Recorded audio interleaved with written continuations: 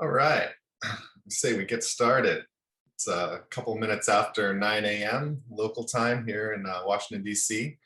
Um, my name is Chad Gallanet from Conservation X Labs. I'm based here at headquarters in Washington, D.C. I'm joined by my colleague, as you can see, Rosa Chiappe, who's our field program director, leading the team in Peru. Thank you so much for attending. We're thrilled to be presenting here on the side of the OECD Forum on Responsible Mineral Supply Chain. So let's dive into it. Today we're super excited to discuss our work around artisanal and small scale mining, including the work that we've been doing for the past couple of years and some of the stuff that we're starting to do, working to accelerate innovation in ASGM in the Amazon. And we really have, I think, two goals for today's presentation. And that's, first, I'm going to spend some time highlighting some of the technological innovations that we saw during the first round of the challenge that we ran that really worked to minimize the harmful environmental and human health impacts associated with artisanal and small scale mining practices. And then I'm going to hand the floor over to Rosa, who's going to discuss the planned work that we have focused in the Amazon, and she'll do her best to recruit some of you and others to either partner with us on that work or even participate in some of those activities that we're going to discuss. I want to take a moment right now to recognize our core partners for this effort, all sort of listed on the bottom of these slides. We do have a cooperative agreement in the form of a Global Development Alliance with the U.S. Agency for International Development that's leveraging funding from the Gordon and Betty Moore Foundation and Microsoft. ESRI's made a significant contribution, giving innovators access to their software platform.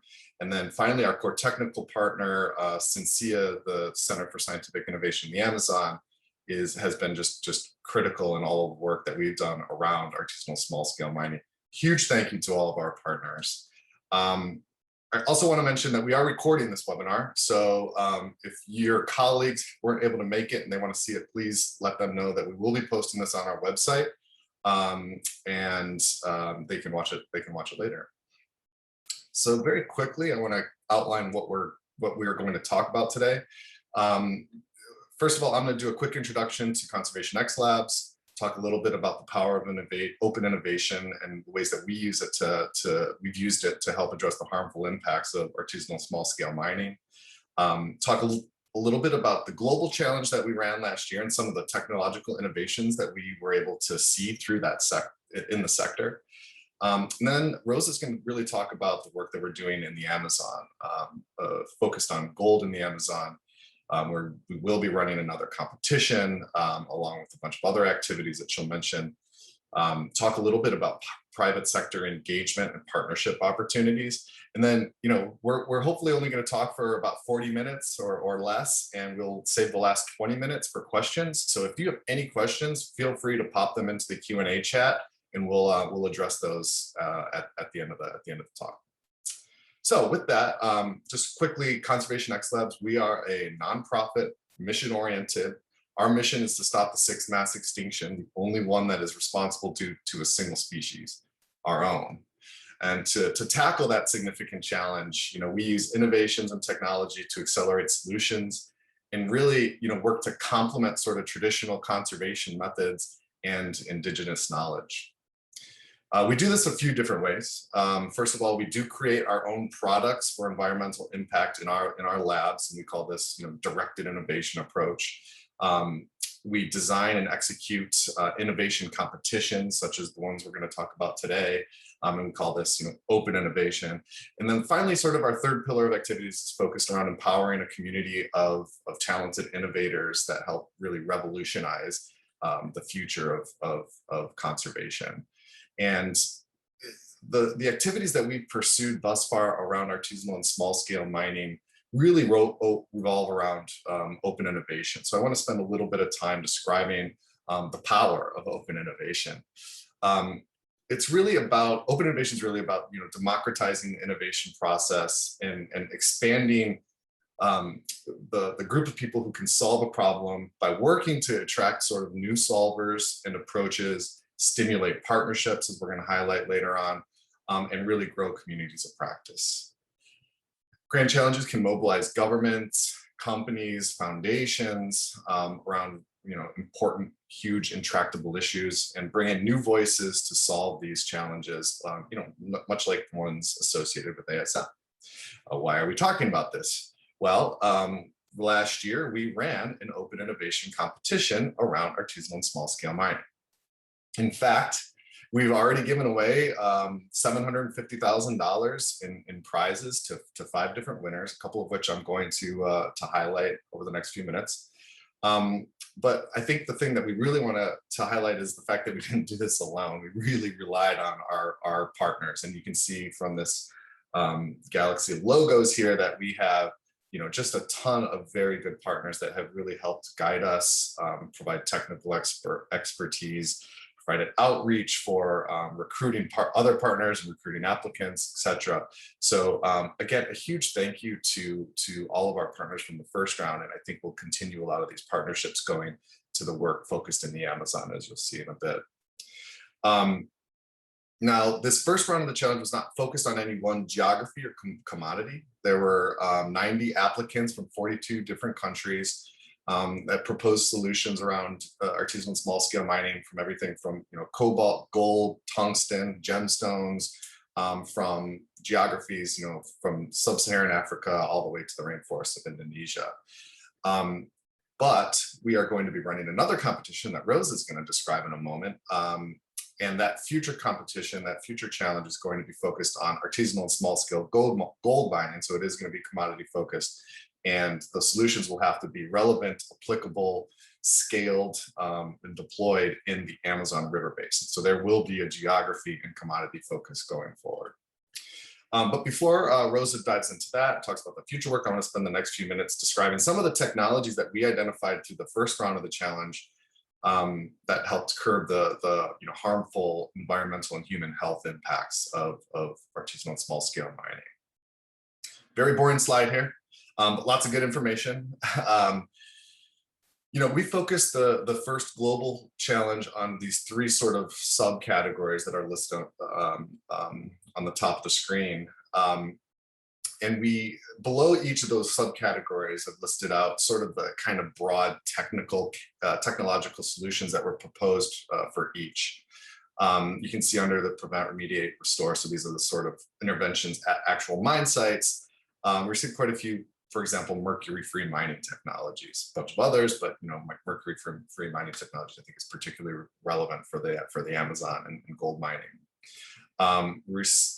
Under the reforming the supply chain subcategory, we received fewer technologies, but still some really interesting ideas focused around blockchain. This idea around chemical fingerprinting were particularly interesting. And finally, we received a fair number of applications in the sort of data subcategory. Along with our partners, we recognize the need for sort of more complete data around artisanal and small scale mining to better understand the needs of the sector. So, we felt that the sub-challenge is really important for this globally focused first round of the challenge. And you'll see that we received quite a few AI-enabled solutions, a bunch of data collection applications, and some novel mercury sensors, which I'll highlight in a moment. Now, I do want to go into a little bit more detail on a couple of the winners and some inspiring work that's been done to kind of give you a sense of the important technologies being developed that could minimize these environmental and human health impacts associated with artisanal and small scale mining. So the first one, mercury capture systems, one of our $200,000 winners. This team is led by a group out of Mercer University in Georgia, here in the States. And they've designed this relatively low cost, sort of retort system that's very efficient at capturing the mercury that's being burned off in amalgams within gold shops. The system very efficiently inductively heats the amalgam. The mercury burns off, is captured through a series of bubblers, and then it can be immediately reused, and you're left with this really nice, pristine looking gold nugget. Now, I think one of the things that I want to mention here, and this is obviously a very important innovation, technological innovation, and I think they benefited from obviously winning $200,000 to help pursue the technology, but as being part of the challenge, they were also able to create new partnerships, and they've been plugged into to a wider set of innovators that participated, and all of the other partners that we've had. And so they've really I think benefited from this and are currently exploring partnerships with some of the other innovators, including the one that I'm going to show next, and some of our partners for deployment in places like Madre de Dios in Peru. Another one of our winners was a small startup. So Mercury Capture Systems was out of the university, and PicoYun, another one of our $200,000 winners, is actually a startup out of Berkeley, California. And what I'm showing here, they had actually already built this mercury analyzer called the Runabout, and it was mostly used for or focused on sort of industrial applications. But upon seeing this challenge that we were running, they were actually able to adapt their technology to a handheld sensor, something that can be is designed to be ruggedized out in the field, something they could actually take into potential mine sites, gold shops, etc., and measure environmental mercury. And as I mentioned, with Mercury Capture System, similar, PicoYun has been plugged into this wider set of innovators, is developing partnerships with other innovators like Mercury Capture System. They're thinking about a way to come together. But it's really important to emphasize this sense that not only are you eligible to win money, but you can also get plugged into this broader set of partners and other innovators. And then finally, just to give you some more flavor of some of the technologies that we see important, I want to highlight some of the work that our close partner Syncia has been doing. And they're based on Madre de Dios, very much focused in that region. Here I'm showing one of their drones that they're kind of known for. They're deploying very high resolution cameras on these drones to evaluate the impacts and status of mining sites throughout the region. Maybe the highest resolution cameras that are available for overhead signal processing in the Amazon, which is pretty exciting. But what they're doing, and this next picture is showing just a series of photos, some of which are from publicly and privately available satellite imagery, which doesn't have the high resolution that these drones have. And so just a representative of some of the free paid-for satellite images. And you can see that the drones are able to resolve sub-meter images. And this high resolution data can then be used, for example, to label data. You can label this high resolution data and then use it, plug it into your AI algorithms to design machine vision algorithms that can then more automatically identify mine sites where mining is happening. So just a couple of interesting things that Syncia is doing on the sort of observation techniques. And then finally, Syncia is also using this native Amazonian soil improvement technique to help restore and reforest mine sites using waste biomass. So again, just a flavor, a sense of some of the technologies that people are focused on and working in the Amazon. One last moment before I hand it over to Rosa, but this is relatively recent news that is very interesting and quite relevant. This is a press release. If you search this, you can find more information. But this is a report from Metalor, one of the world's biggest gold refiners, has developed this way to confirm where gold had been mined, potentially stopping illegal gold from entering the supply chains. And so this technique just takes samples of gold from a mine, creates a chemical blueprint associated with that mine that then you can track throughout the supply chain process. So we had seen a couple similar applications through the first round of the challenge like this, and it was fun to see a major gold refinery actually publicizing and talking about this in this press release. So something to kind of track and keep in mind. All right, enough from me. Now that we've talked about some of these interesting technological innovations that we saw through the first round of this globally focused challenge, I'm going to pass the virtual microphone to Rosa, who's going to tell you about the work that we are doing specific to artisanal small-scale gold mining in the Amazon. Rosa, take it away. Thank you very much. Good morning, everybody. Thank you for sharing this session with us. I would like to start mentioning that we have a Global Development Alliance funded by USAID, and the aim is to accelerate innovation for artisanal small-scale mining, gold mining in the Amazon. We aim to engage the private sector to implement new technologies, to be to have operations that are more environmentally friendly, responsible, and also socially equitable in the Amazon area where USAID Amazonian program operates. The next, please.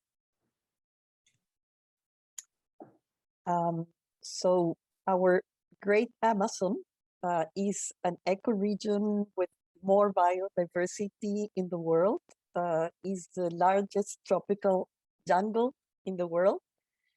And really this is the largest tropical forest that covers 9 countries, Brazil and Peru with the largest portion, but also covering Ecuador, Colombia, Guyana, French Guyana, Suriname, and Venezuela. 20% of all plant species of the world are in the Amazon. And we have over 3,000 indigenous communities that are owners of 1/3 of the Amazon. So you will see, you see in the map the large territory that covers the Amazon. The next, please. Artisanal small-scale mining, gold mining, really implies operations that are predominantly very rudimentary. The exploration, the exploitation, the processing, and the transportation is done with low technology, very much labor intensive, with laborers in very poor conditions doing the work.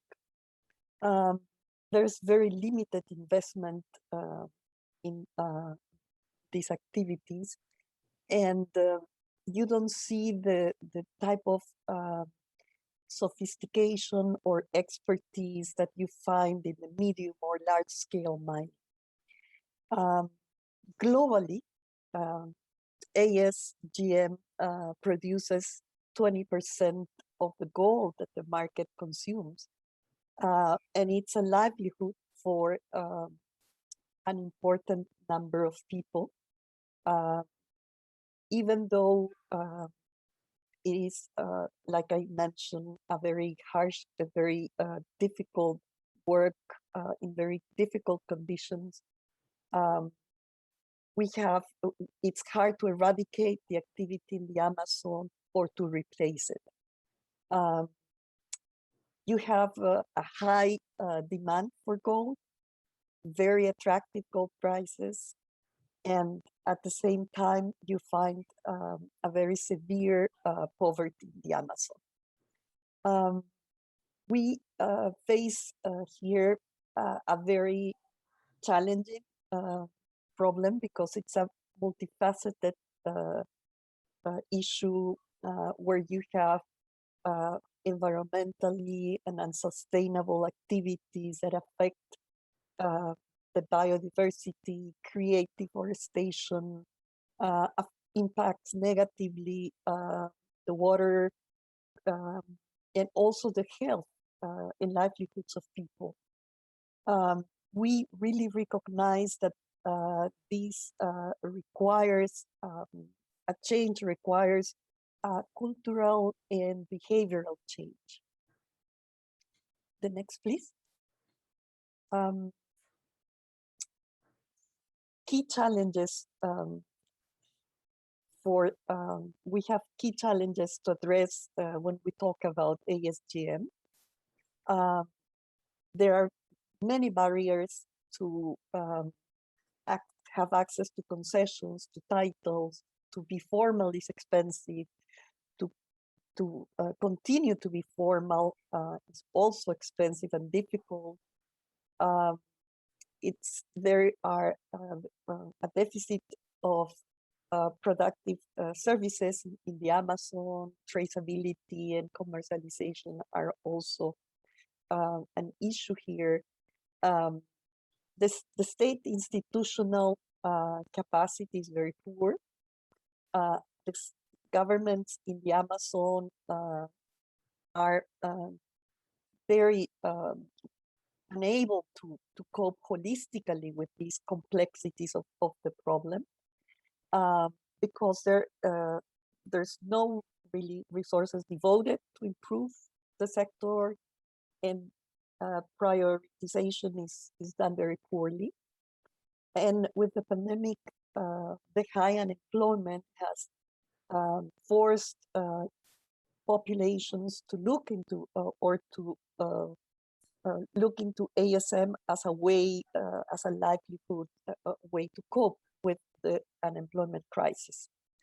All these leads to very low productivity in the operation of ASGN. Next, please. So our vision with this global alliance and with the work we're doing is to preserve biodiversity in the Amazon, respecting livelihoods. We strongly believe that with adequate new technologies, we can solve this challenging issue, this tough issue. We, through the work and the challenge we are going to launch, we firmly believe that there are going to come solutions that are clean, that will allow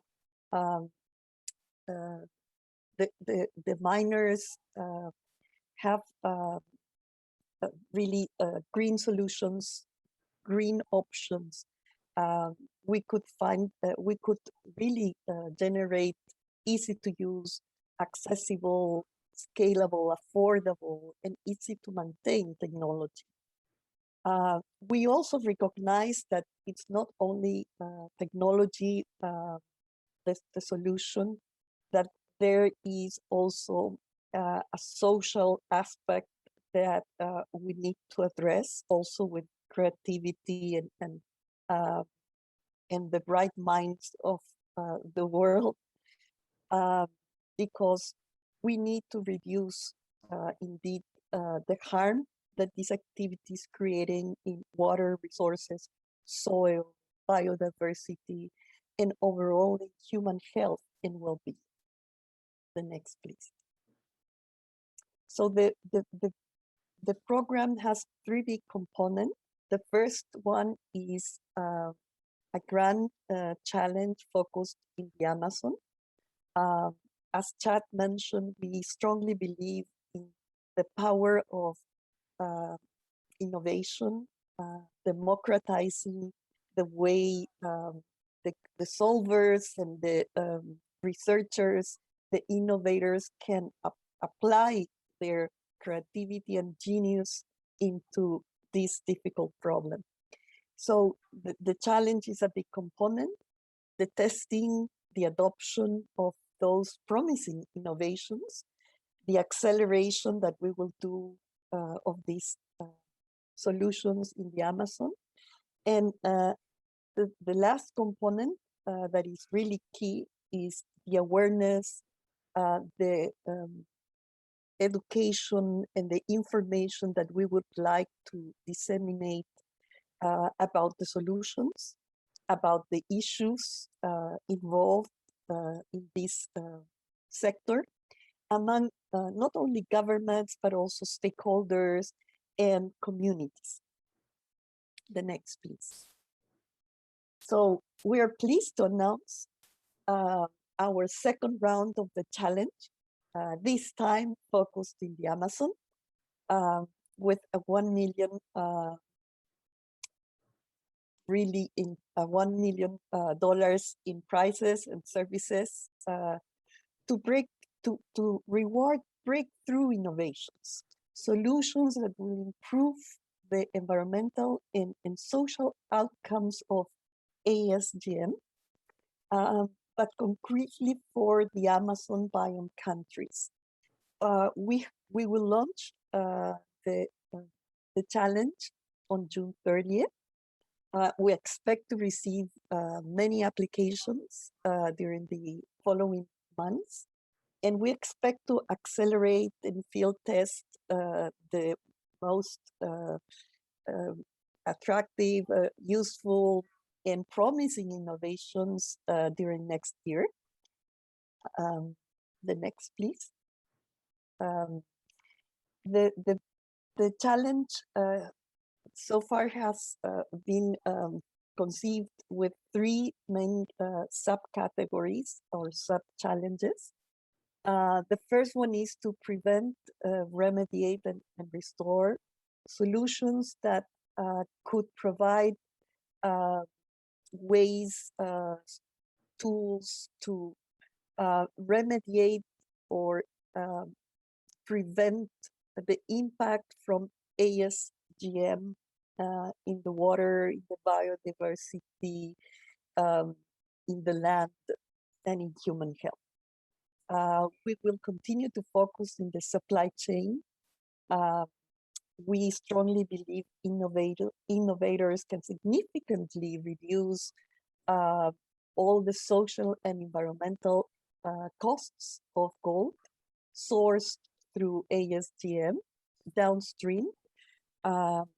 Then the third category will focus on innovations that can decrease the burden associated with the formalization and increase incentives to be legally and formally operating.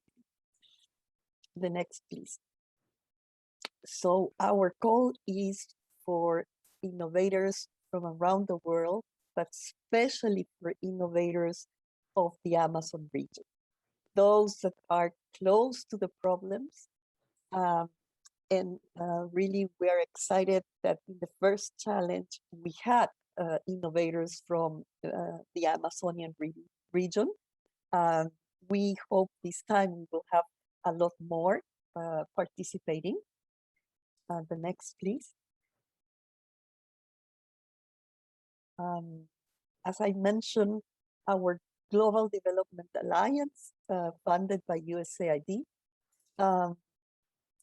it aims to engage the private sector. Certainly, we have large-scale mining companies that can show good practices, share good practices, technology, provide mentorship to ASGM, and improve the standards of operations, but also help improve the reputation of the sector in the Amazon. Jewelry and technology companies play an important role and should focus on adequate due diligence of how the gold is sourced, how the gold is going to be, how the gold is being extracted, that it should be responsibly done, this process, and it should be clean gold. Intermediaries along the supply chain also play an important role. They need to educate consumers and care about responsibly produced gold, have transparency in the way it's commercialized, is funded, is financed. So we have different fronts, different actors in the private sector that should play a key and responsible role in improving ASGM operations and the sector itself. The next, please. So here we have a lot of options for you to participate and join us in this process. Certainly, funding is important to increase this pot of prizes, this pool of money that is going to help innovators. But we also need technical expertise to join us and support innovators. We will do field testing. We will be partners in this process and the process of acceleration. So we will most likely have sub-grants, service contracts. We need to amplify this call for innovations and innovators. So we really look for partners to do the outreach and also the outreach of those promising solutions to solve these issues.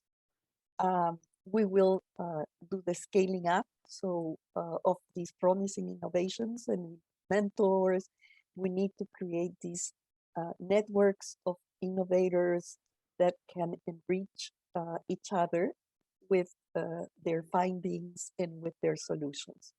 And we will also need evaluators for those innovations that we will receive to be rewarded with the challenge prizes. So next, please. We invite everyone to join us. Like Chad said, we cannot do this alone on our by ourselves.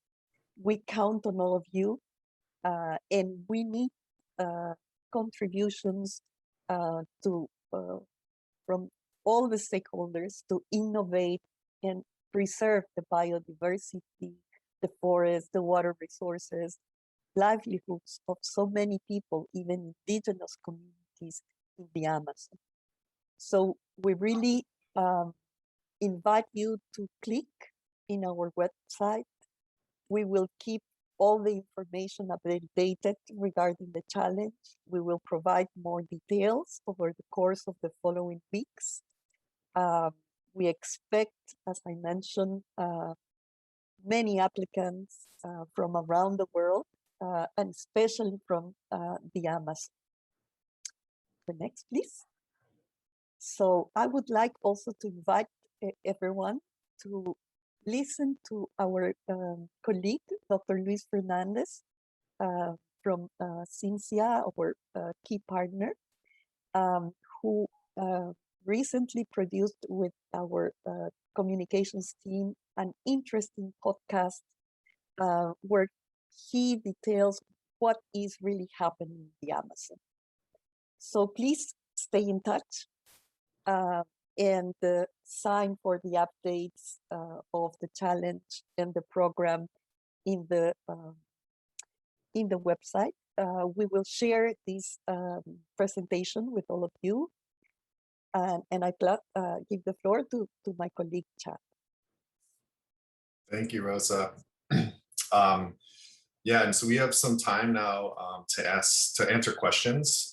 So feel free to type them into the chat, and we'll answer them live today. And just to note, this podcast with Luis was really fascinating. Highly recommend it. Very good listen. And actually, all the Conservation Next Lab podcasts are really interesting stories from the front lines of conservation and sort of some of the different actors that are involved in conservation. So little plug for the podcast there.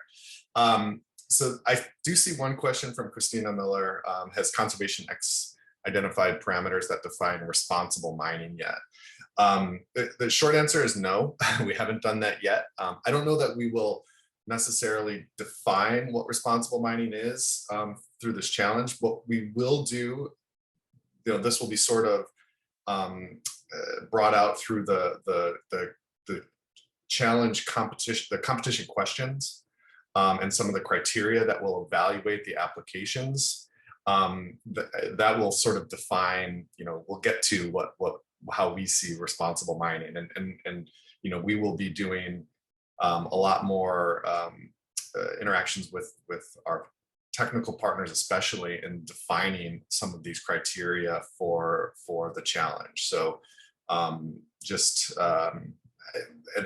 again, we haven't defined the challenge criteria yet. We're currently designing the challenge and pulling all of that information together. But we will, as soon as that is available, we'll release it, and the full sort of launch on June 30th will have all of that information available for everyone. So hopefully that answers that question. Another question from Cassie: can you tell us a little bit more about what field testing and acceleration programs will look like? Yes, I'll give a. And sorry, Rosa, I wasn't sure. Was there anything else you wanted to add to that first question? No. Sorry. That's fine. I'll give a stab at this next one, and then if there's anything I missed, feel free to jump in. Sure. So field testing acceleration. This is exciting. I think this is one of the things, Conservation X Labs, we've done quite a few of these competitions, and we don't always get to pursue activities post challenge. And I think that's one of the things that we're most excited about for this Amazon focused opportunity. So we will be doing field testing and acceleration type activities. And we're doing it in 2 cohorts, one that's associated with the first round of the global challenge. So they'll still have to be focused in the Amazon, but folks will be invited. We'll be doing a sort of matching process with partners in the region, especially for the field testing, to bring people in, some of our finalists and winners, to actually go through a field testing program on the ground in the Amazon. And we are currently in the process of talking to all of the finalists, and actually a few of the semi-finalists from the first round of the challenge, to see how that fit might work for field testing. So we're trying to understand, the needs of these innovators and these solutions, and really trying to do, an appropriate matching process for folks on the ground. So we'll be doing a cohort associated with that first challenge, both field testing and acceleration type services. In the field testing, this is where you're actually able to proof your innovation on the ground in the field. And then the acceleration will likely happen for the first cohort, just after the field testing happens.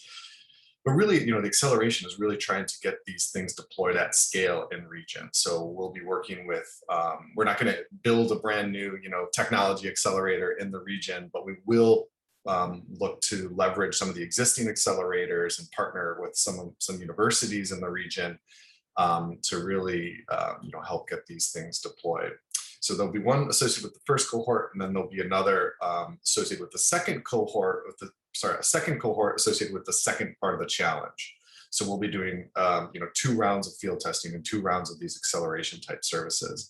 And similarly, we'll be, working with all of the finalists and probably some of the finalists from the second round to determine their needs for field testing and this acceleration type support.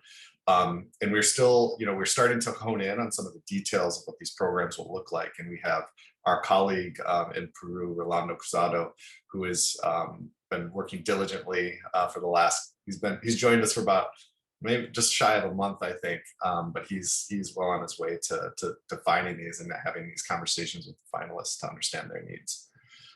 I just said a lot. Rosa, anything to add? Basically that we rely on partners. We're going to, and we are already talking to them. We are going to do this in the Amazon region, and Rolando Cruzado, our accelerator manager, component lead, is already with a very good plan and moving forward very quickly. Thanks, Ruben. I see another question from Gerald Brunel. I understand during the first challenge last year, 2 certification schemes have been presented as a solution to reform the supply chain. Has one of them been selected? If yes, which one? No, neither of those were selected as finalists or winners. And unfortunately, we can't we don't, talk about the applicants unless they're finalists or winners and have agreed to been, publicly discussed. We keep that information, that's proprietary information to the applicants, and we respect that. So we don't talk about non-winners. Frederick Mass has another question. I'm going to read because I'm not sure if everyone can see this. One of the critical factors that also impacts negatively communities and the environment in the Amazon is criminal mining, i.e. illegal gold extraction and trade that benefits illegal armed groups and criminal organizations. Communities on the ground are often victims of extortion, threats, and pressure of those actors. Is that a problem that you would also consider for this challenge? And I know, Rosa, you've done some thinking on this. Can I throw Yes, that question? sure. Certainly, governance is part of the aim of the program to boost governance, and through innovations try to increase formality and have adequate legally established concessions, titles, and formal miners. We are more in a program designed by USAID to tackle innovation and technology, to have certainly not only an impact in operations, to preserve the biodiversity, water, forests, and soil, but also to have a positive impact in the social area, in the social aspects of this problem. However, we're not going to work in specifically in tackling criminal organizations or the illegal mining. There is another program, a USAID funded program, that is dealing specifically with this work. So directly, we don't envision to work to prevent illegal armed groups and criminal organizations in this sector, or the social crimes that are committed. We are going to promote, as I said, with innovation, ways to formalize transparency, a more adequate commercialization, and a very fair way or responsible way to operate and extract gold. Yeah, and I pulled up this slide here, which talks about the 3 sub-challenges that we are currently considering. And so just to note that, one of the things that we do want to kind of focus on is this fostering of responsible mining. I know we haven't quite defined that yet, but as I mentioned, as when we do launch the challenge, we'll have more information on what that looks like. And so a third sub-challenge here is focused on how we strengthen governance around ASGM. So just wanted to flag that point for you, Frederick. I see another question from Cassie about the types of activities that partners can be involved in and what kind of institutions organized would be the types of partners we're looking for. Let me just pull up the slide here. And I'll mention a few things and then see if ask Rosa to fill in. But I think one of the big things that we'll be looking for is really our sort of technical and evaluation partners. So whenever you run these types of open innovation competitions, you need lots of help judging things. And this challenge is, I think, particularly important around sort of evaluation partners, because we're going to be accepting applications in both English and Spanish to really encourage a lot more more applications from, from the region directly. And so we'll be really looking to recruit a ton of evaluation partners. And these are just, these are individuals within organizations, experts in the field, technical experts, technological experts that haven't applied because we want to avoid those conflicts of interest. But if you're an expert in the field and are interested in maybe getting a sense of some of the technologies that we're seeing on the back end of this challenge, then encourage you to reach out and volunteer to become an evaluator. So we will be looking for these types of evaluation partners to really help us adjudicate the applications as they come in. And again, I think there's a few things that you'll get insight into some of the applications and some of the technologies that people see relevant to the sector. So I think there's a real value in being an evaluator of these, and not just helping us and doing good for the world, but actually being able to see some of these applications come in. We're looking for outreach partners as always, and so I mean it's so helpful to have as many outreach partners as possible, and just to help get the word out. We want to, part of the idea with these open innovation competitions is to get as many innovators, as many folks from sort of adjacent sectors looking at this problem and thinking about how they could apply their technology to an adjacent sector. So outreach partners are so important, and what we'll do at Conservation X Labs is provide a lot of the sort of content for the outreach partners to then sort of take forward and use as collateral for outreach. So social media kits and all that sort of built-in content that we share with our outreach partners that they can just kind of copy and paste. I'm gonna pause there and see if Rosa has anything to add, but hopefully that gives you a flavor, the sense of the partnerships that we're kind of looking for, and some of the ones that I think in particular, are going to be looking for over the next, of course, the next few weeks. Certainly, and we need partners not only in the Amazon region, but around the world, as we expect globally to receive applications.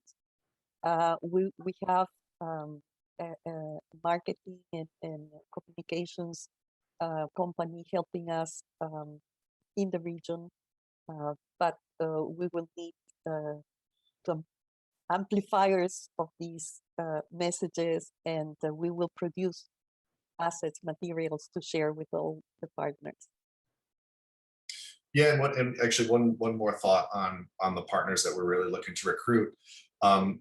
Local partners in the region. And so, the first round of the challenge, we had a lot of sort of globally focused partners. We had some that were regionally focused, but we really, I think, need to recruit and, be in very close contact with folks that are, in country, in Peru, in Brazil, in, all of the Amazon river basin countries to really help us, identify miners, work with miners, identify potential field test sites and those types of considerations. So over the course of the next couple of months, we will be working hard to recruit those local institutions that can really help us get the word out and achieve the goals of this challenge. And I see a question, not a question, more of a statement from Christina. Again, thank you. On Amazon Aid Foundation River Gold Campaign. When we've been working with them, so excited to continue to collaborate. I see a question from Peter Trico. Are government labs / agencies open to apply to the challenge? This is something we're still trying to work out with our USAID colleagues. There might be an opportunity, but we need to define that in the challenge statement or in the challenge guidelines. So I don't have a clear answer for you yet, but we'll work to identify the exact eligibility criteria for the challenge, but we don't have a good answer for that one yet. I see a question from Immaculate Javia. Hi, Immaculate. how do you align all the different innovations in an orderly manner to address the different issues faced in the sector? Because there are different issues to address all at the same time. That is a great question, and something that we I almost said struggle with. I don't know if I would say struggle with, but we recognize that there's, all sorts of intervention points that technological solutions could really help, alleviate pain points for. And basically the way we do that is we do that through the way we define the challenge criteria and the way we evaluate the applications as they come in. And so what we hope will be, very clear and obvious to applicants is exactly the types of questions that we'll ask. We try to be as transparent as possible with the process and the application procedure. So we will let you know what the questions are and how the questions will be adjudicated by the evaluation partner. So don't have a good answer yet because we're still kind of designing these exact criteria for the challenge, but that should all be made pretty clear in the application process for the challenge. Anything else you'd like to add there, Rosa? I would like to encourage everyone to sign our website to keep informed. We will be posting everything on the website, certainly disseminating with partners and organizations information, but please sign sign and register in our website. Great. I see another question. What's the calendar for the challenges? So we will be launching the challenge on June 30th. We haven't exactly decided how long we'll keep the application period open. We typically have it open for something on the order of a few months to make sure that people have enough time to, look at all of the criteria and all of the sub challenges and make sure that they're able to have enough time to appropriately answer all of those questions that we have in the application process. So we'll probably look to close the application sometime in the fall timeframe, so November or something like that. And then we'll take a few months to adjudicate and announce the winners sometime in first quarter of 2022, something like that. Yeah, we'll have a lot more information, detailed information on that. I would like just to mention that after the first challenge, we got feedback from our partners, and we're fine-tuning and simplifying the process of application this time. As I said, we will receive, we hope to receive more applications from the Amazon region, from organizations and individuals from the Amazon region. That's why applications can be in Spanish or English. So this time, language should not be a barrier. Excellent, excellent. Thank you, Rosa. And I think with that, we're going to close down the webinar. And hopefully we were able to answer all of your questions. Again, we will be posting this, and hopefully, people, if you have colleagues that would like to watch this webinar, please do let them know. We'll be posting this on our website. And thank you so much for your attention. We really appreciate it. And we're looking forward. If you have any other questions, please do reach out to me. I think I have my email here. Yeah, chad@conservationexcellence.org. And we'll get back to you as soon as possible. And thank you so much for your attention. Really appreciate it. Thank you. Thank you. Bye-bye.